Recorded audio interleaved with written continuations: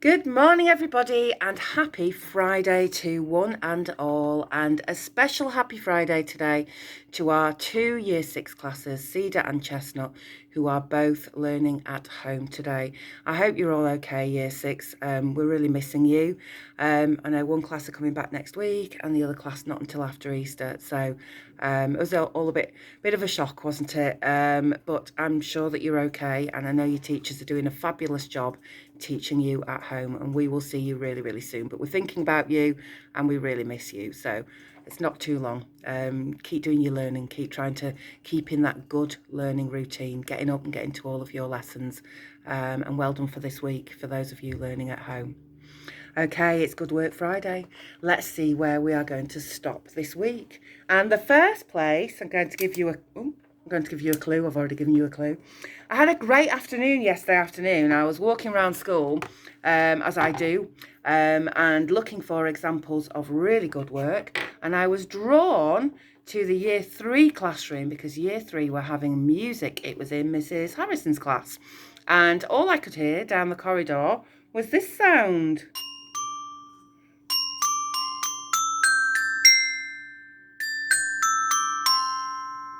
Does it sound a little bit like the Chinese music that I played for you when it was Chinese New Year? Have another listen.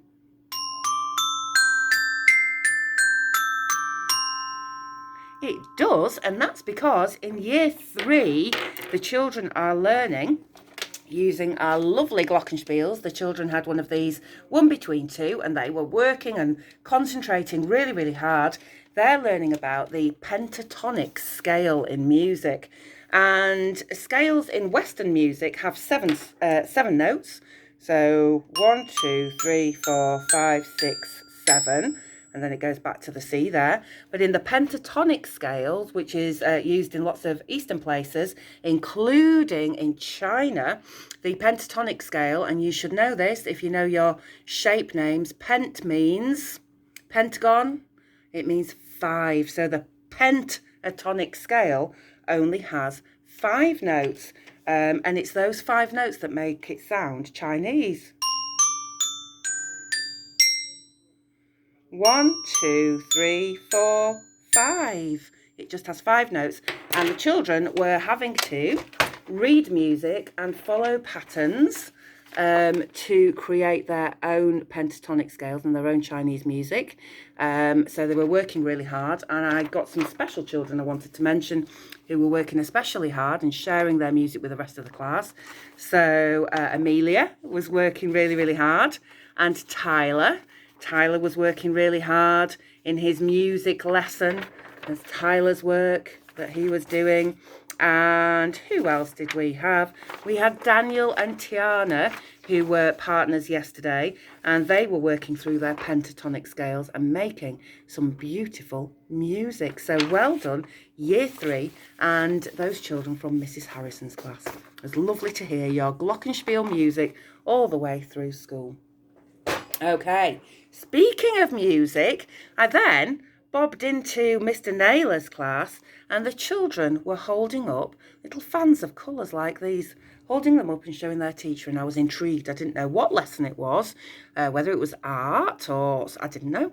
So I said, Mr. Naylor, what are you studying today? And his answer really blew my mind, because he said, Mrs. Scarderfield, this is our music lesson this week, and we are learning about synesthesia and music. I'm going to say that word again for you. Synesthesia and music. And it's all about how, because music's an art form and it's about expressing ideas, that when we listen to different music, we can express our thoughts and how we feel about it by thinking about what colours and what shapes it kind of brings to our minds. So the children were listening to lots of different, really tuning their ears in, which is a key thing in music. Yes, we do playing and performance, but we also do listening too. And they were having to say which colours the different pieces of music brought to their mind. So that was a fabulous listening lesson in music, and a really lovely resource. So next time you listen to your favourite piece of music, think about what colours would you say were associated with that piece of music when you hear it? What emotional response do you have, and What colour would that be?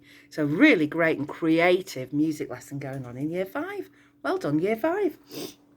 And thanks, Ava, for lending me your colour fan. I'll bring it back for you. Okay, where shall we stop next? We are going to stop in Year 4.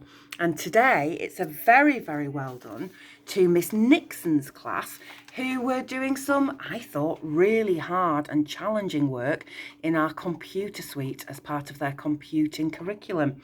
And they were, listen to their learning objective. Can I understand that web pages are built using different programming languages, and one of them is HTML? Wow. So in Year 4, Miss Nixon's class are learning, and Miss Hall's class are learning about programming language that is used to design web pages. And they went on to, I think it was BBC Bite Size, to have a look at the programming language that has been used to design how the web pages looked. And they found a secret way of being able to find on any website how the website's been put together. And all of the instructions are in these kind of pairs of pointed brackets here. So they were doing an investigation on that, which I thought was really good and something I certainly didn't know about. I had to get some training from Miss Nixon and Mrs. Maguire, who I have to say, shout out to Mrs. Maguire, is an ICT and computing expert. I didn't know that either, but she knows everything there is to do. So they had a treasure hunt to do to have a look for various commands and programming languages, looking for all of these on a website. So I've got Thane's here. Thane, you did a really, really good job on that, and I can see that you worked hard. I have Elsa Mays, who also was looking at the HTML, the hypertext markup language, the computer language that's used to structure the web pages. It looks like you, Elsa May, you found most of the things that you were looking for in your treasure hunt. So well done, Elsa May. And also, well done to all of those children, because it looked really hard, that, and you were learning something brand new. So show your parents that. They might not know how to find the HTML language, but you do now. So you can go onto Bite Size or Newsround or anything like that and show them how, in fact, the website is built. That's a really key skill for the future. There's lots of jobs in web design and things like that. So the things that you're learning now might help you in a later career. So well done, Year 4, Miss Nixon's class. Okay, one more place to stop this morning. Where shall we stop? I know, just the place. It's Year 2. And from both Year 2 classes yesterday, I was amazed at what I saw. Year 2, they have started their new design and technology project, which is all about structures, creating strong structures that do something. And this is what they are working towards creating. Are you ready for this? Big shout out to Miss Mead, who spent ages trying to work out exactly how to make this and what to make it from. She's tried it in lots of different materials, but this is the build that they are working on, and it's to link in with their seaside theme that they've been doing in history. Look at this. Now, this one is not decorated. It is a prototype and it's a model, but what it is a big wheel. Can you see the carriages going round like a fairground ride? And at the moment, like I say, this one's not decorated because it's just the model. The children are working on creating the component parts of their structure, their fairground Ferris wheel that they're working on. So yesterday they made their little carriages that they're going to clip in that would actually carry people, and I'm sure, knowing Miss Mead, there'll be some little Playmobil characters that we can pop in there to make sure it works properly. And they were also designing the wheel itself, the Ferris wheel itself, in some lovely, lovely different colours. So I've got some good ones to show you. Making the carriages was really quite tricky. It looks like I've had to work hard on this. So the children had to, they're quite small. They had to use a net and some card to fold up together to make their little carriages. I'll show you some. And then use masking tape to hold them together. So there's one in pink, and a really nice, strong and secure one there. These are going to be hooked onto the Ferris wheel to carry the people round on the fairground ride. And then I think from the other class we have got some lovely, really sturdily made and joined purple ones. Very good use of masking tape, and I think that was a good choice because I think glue might have come apart at the seams, and we don't want anybody falling out of our carousel, not our carousel, our Ferris wheel carriages. And then I wanted to show you some of the designs that the children have been working on for their big wheels. So I've got some here. So I have Isla's. Isla, that's going to look amazing when it's turning round and around. Really eye-catching design from Isla. This one I love. This is Evie's. It's really unusual, Evie.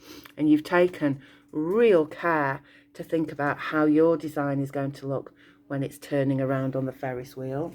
And then I have Isaac's as well. Isaac, I love this. You've created a symmetrical pattern there, haven't you? So that it looks the same each time it turns a quarter turn. Absolutely brilliant work from Isaac. And then from the other class, we have got, who have we got here?